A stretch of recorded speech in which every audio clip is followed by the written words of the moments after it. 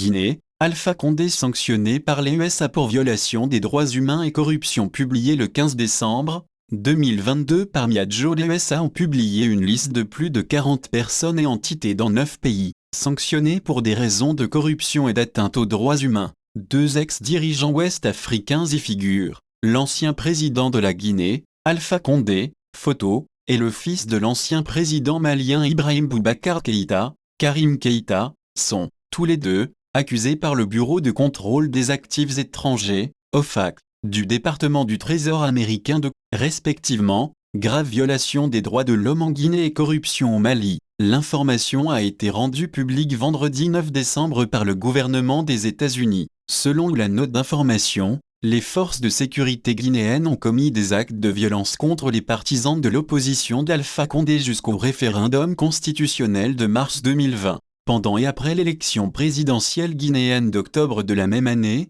qui s'est soldée par la victoire de ce dernier pour un 3e mandat. Entre autres incidents, les forces de sécurité auraient tiré à balles réelles sur des foules qui s'étaient rassemblées pour célébrer l'annonce de la victoire de l'opposition de Condé et ont tiré sur 2 mineurs, en tuant un, et ont tiré sur un autre dans le dos alors qu'ils s'enfuyaient. Après l'élection d'octobre 2020, les forces de sécurité auraient tué plus d'une douzaine de personnes, y compris des personnes tuées à bout portant qui ne présentaient aucun danger immédiat pour les forces de sécurité, explique la note d'information. Concernant Karim Keïta, les USA l'accusent d'avoir utilisé sa position pour recevoir des pots de vin, attribuer des contrats à des sociétés affiliées, et détourner des fonds publics en surpayant des contrats de matériel. Les faits se seraient déroulés entre février 2014 et août 2020, alors qu'il était président de la Commission de sécurité et de défense de l'Assemblée nationale du Mali. Il aurait, en outre, organisé l'enlèvement, la torture et le meurtre apparent de Birama Touré,